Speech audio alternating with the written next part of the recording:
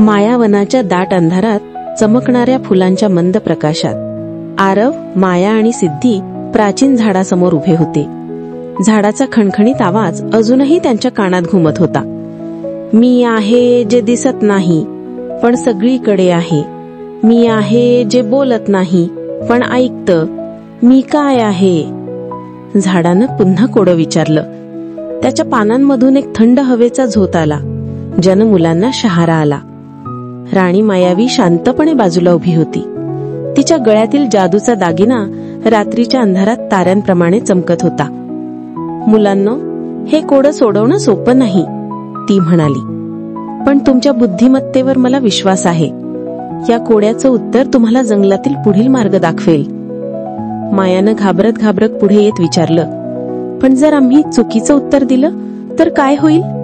राणी मायावीनं स्मितहास्य केलं आणि म्हणाली, मायावनात प्रत्येक चुकीचं उत्तर तुम्हाला काहीतरी शिकवतं. पण सावध रहा, कारण कालभैरवाच्या जादुई गुप्तहेरांना तुमच्या हालचालींची खबर आहे. आरवनं विचार करायला सुरुवात केली.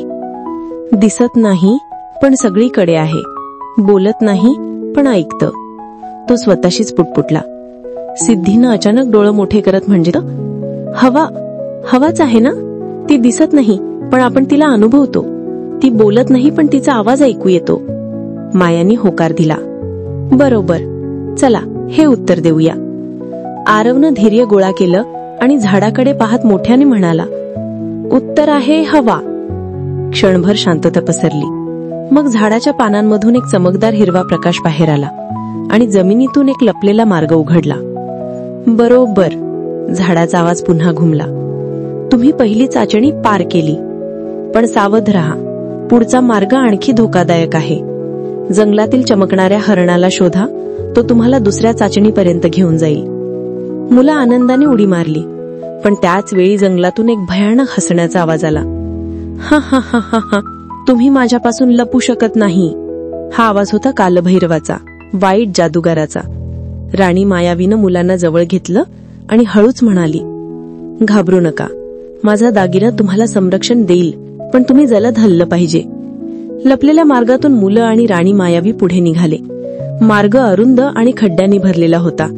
आजूबाजूला विचित्र प्राण्यांचे डोळे चमकत होते आणि हवेत एक गूढ गंध पसरला होता. थोडं पुढे गेल्यावर त्यांना एक चमकणारं हरिण दिसलं. त्याच्या शिंगांमधून सोनेरी प्रकाश बाहेर पडत होता आणि त्यांना मुलांकडे पाहत हळूच मान हलवली. मला अनुसरा, हरिणानं मधुर आवाजात सांगितलं. पण सावध राहा, कारण कालभैरवाचे गुप्तहेर तुमच्या मागावर आहेत. मुलांनी हरिणाच्या मागे धावायला सुरुवात केली. पण अचानक जमिनीतून एक काळा धूर बाहेर आला आणि त्यातून एक भयंकर आकृती प्रगट झाली. कालभैरवाचा एक जादुई राक्षस. त्याच्या डोळ्यात आग चमकत होती आणि त्यानं मुलांकडे पाहत हात उंचावला. तुम्ही दागिना मिळवू शकणार नाही, तो ओरडला. राणी मायावीनं आपला दागिना हातात घेतला आणि त्यातून एक चमकदार प्रकाश बाहेर आला. राक्षस मागे सरकला, पण तो पूर्णपणे गायब झाला नाही. मुलांनो, धावत राहा, राणीने ओरडून सांगितलं. मुलं आणि हरिण वेगाने पुढे धावली, पण राक्षस त्यांच्या मागे लागला होता. मार्गाच्या शेवटी एक प्राचीन मंदिर दिसलं, ज्याच्या दारावर एक विचित्र चिन्ह होतं. तिथे, हरिणानं सांगितलं, त्या मंदिरात दुसरी चाचणी आहे.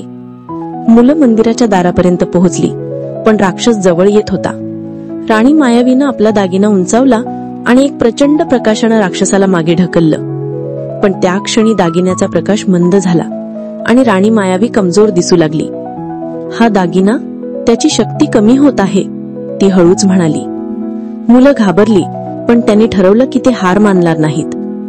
धैर्य आणि बुद्धिमत्तेचा उपयोग करून कोणतीही अडचण पार करता येते.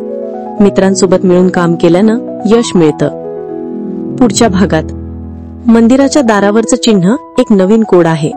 मुलांना ते सोडवावं लागेल आणि चमकणाऱ्या हरिणाकडून त्यांना एक जादुई भेट मिळेल. पण कालभैरवाचा राक्षस पुन्हा हल्ला करेल का? आणि राणी मायावीच्या दागिन्याचं काय होईल?